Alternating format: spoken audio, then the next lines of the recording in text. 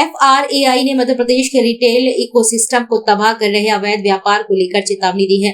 भोपाल में आयोजित सेमिनार में जालसाजी नेटवर्क और प्रीडेटरी मार्केट प्राइस से छोटे व्यापारियों की सुरक्षा के लिए नीतिगत स्तर पर तुरंत कदम उठाने की अपील की गई है।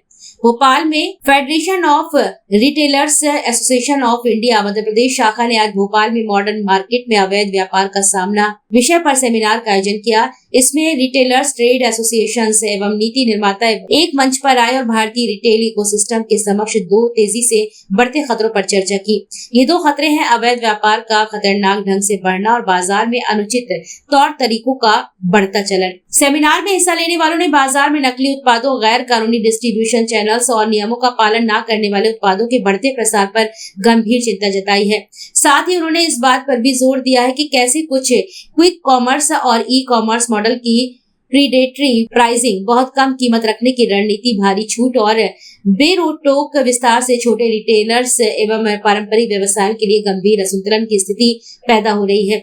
सेमिनार में इस बात पर भी जोर दिया गया कि अवैध व्यापार और बाजार के अनुचित तौर तरीके राज्य भर में असली व्यवसायों, सरकारी राजस्व, उपभोक्ताओं के भरोसे और लाखों छोटे व्यापारियों की आजीविका पर बुरा असर डाल रहे हैं। इस सेमिनार में भारतीय जनता पार्टी के भोपाल जिलाध्यक्ष माननीय रविंद्र यति, भोपाल मैनेजमेंट एसोसिएशन के वाइस प्रेसिडेंट माननीय राम गिरीश द्विवेदी, MIC सदस्य नगर निगम भोपाल माननीय RK बघेल और स्वतंत्र अधिवक्ता व कानूनी सलाहकार उमेश द्विवेदी शामिल थे। इनके साथ ही पूरे मध्य प्रदेश से विभिन्न व्यापार संगठनों और रिटेल एसोसिएशन के वरिष्ठ प्रतिनिधि भी मौजूद रहे।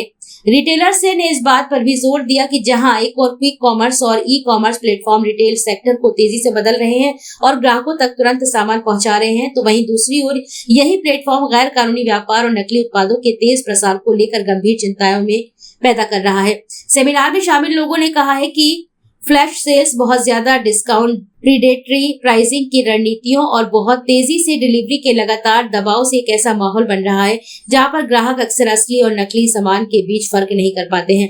उपस्थित लोगों ने बताया कि आज खाने पीने की चीजों, किराने के सामान और पर्सनल केयर के सामान से लेकर स्किन केयर प्रोडक्ट्स, इलेक्ट्रॉनिक्स और हजारों रुपए की कीमत वाले प्रीमियम मोबाइल फोन तक लगभग हर चीज क्विक कॉमर्स और ई कॉमर्स प्लेटफॉर्म के जरिए कुछ ही मिनटों में डिलीवर की जा रही है।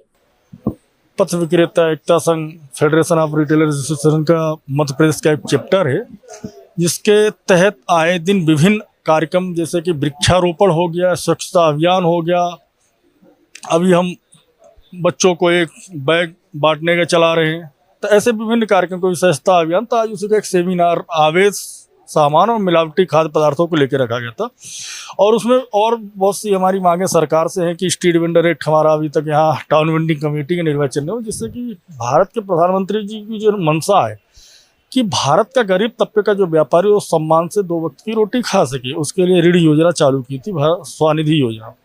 तो उसका भी 15,000 कर दिए, 10 से 25 कर दिए, 50 कर दिए। लेकिन स्वनिधि तो हम दे रहे हैं, लेकिन हमें अब स्वाभिमान चाहिए। हम अपने स्वाभिमान के लिए लड़ाई लड़ रहे हैं कि आज भी हमारा स्वरोजगार सुरक्षित नहीं। जब मन चाहे नगर निगम का डाला आता है, उठा के फेंक दिया जाता, उसको बताया नहीं जाता, क्योंकि कोई अपराधी तो है नहीं, हम कोई गैर कानूनी धंधा नहीं कर रहे।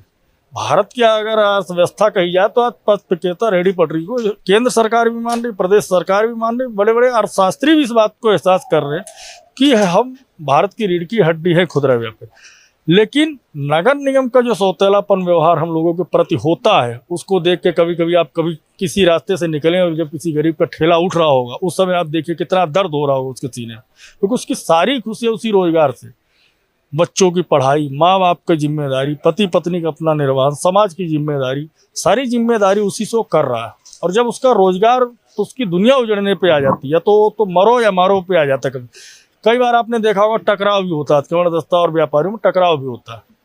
तो व्यापारी थोड़ा सहनशीलता वाले हैं, लेकिन कभी कभी वो भी गुस्से में आक्रोशित होते हैं और बगैर कारण के आप बिना नोटिस दिए, लीगल कोई नोटिस नहीं, क्योंकि भारत सरकार का जो संविधान बना है 2014 के एक्ट भी, उसमें साफ साफ दिया है एक्ट के मुताबिक क्या क्या होना चाहिए। अगर आपने माल लिया, इसका माल कहाँ बेच रहे हो आप, आज तक रिकॉर्ड में ही नहीं इनके पास। म्युनिसिपल कॉर्पोरेशन कितना माल आपने जब्त किया, कितना छोड़ा या कितना उससे अर्निंग की, आज तक इनके पास कोई रिकॉर्ड नहीं।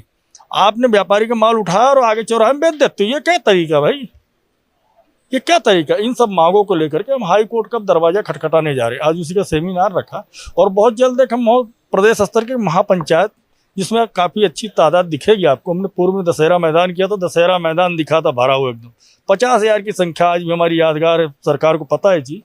तो हम बहुत जल्दी उसको भी भरने वाले हैं। अभी हाई कोर्ट हम जा रहे हैं, अपनी याचिका भी आज एक PIL इन सब मुद्दों को लेकर, चलानी कार्रवाई विभिन्न ऐसी है उनको लेकर हम कोर्ट का दरवाजा खटखटा रहे हैं। उस Ratnesh Upadhyay, street vendor association president, Madhya प्रदेश।